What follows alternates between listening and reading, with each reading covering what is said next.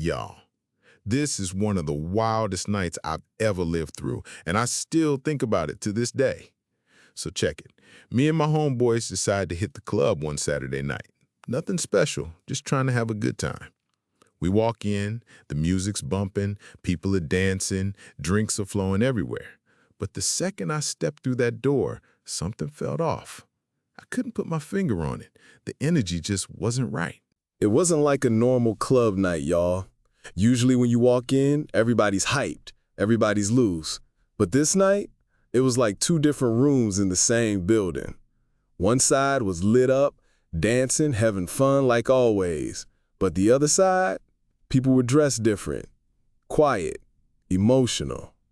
And I'm looking around like, what is going on in here tonight? A little while later, we find out why. Turns out somebody well-known in this city had just passed away, and the family decided to have the repast the same night in the same building we were partying in.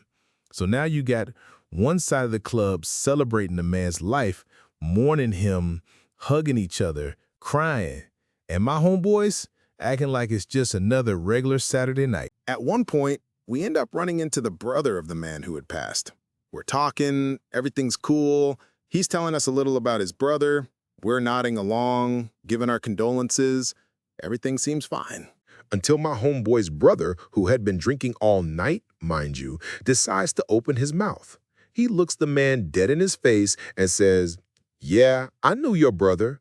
I would have gone to the funeral, but why would I go to his funeral on your birthday?" The guy just froze, looked at him dead serious. "What did you just say?" And instead of catching himself, instead of apologizing, my homeboy's brother repeats it. I said, why would I go to your brother's funeral? It's my birthday. Y'all, I felt my stomach drop. I knew right then this was not about to end well. We tried to keep enjoying ourselves, but I couldn't stop noticing the family looking over at us.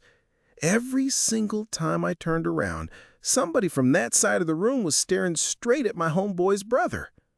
That's when I leaned over and said, "Hey, it's time to leave." But nobody wanted to listen. My homeboy and his brother were still out there in the middle of the dance floor, dancing like absolutely nothing had happened. Meanwhile, I'm watching the whole room, and I can feel the energy in that building changing by the second. So I finally say, I'm getting out of here. And the second I turn around, the brother of the deceased is standing right in front of us. He smiles. For 1 second, I thought everything was cool. Then, boom! He throws one of the hardest punches I have ever seen in my life and knocks my homeboy's brother clean across the dance floor. The entire club exploded. People started swinging. Chairs were flying. Everybody was running in every direction. Total chaos. I grabbed my homeboy and his brother, and we fought our way outside. But it wasn't over. The guys from inside came running out after us, yelling, "You good, but your homeboy's brother has to pay for what he said." Everybody's adrenaline kicked in at the same time. People started running to their cars. Some of them were opening trunks. We were not about to stick around and find out what happened next.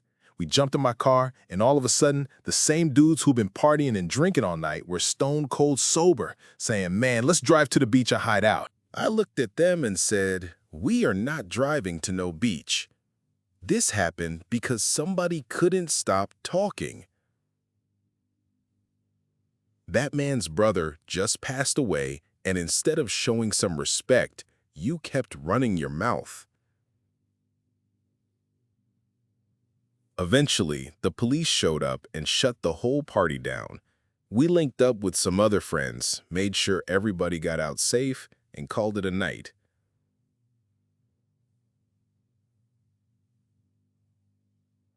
To this day, whenever somebody starts talking crazy after they've been drinking, I think about that night, because one careless comment almost got all of us caught up in something we had absolutely nothing to do with.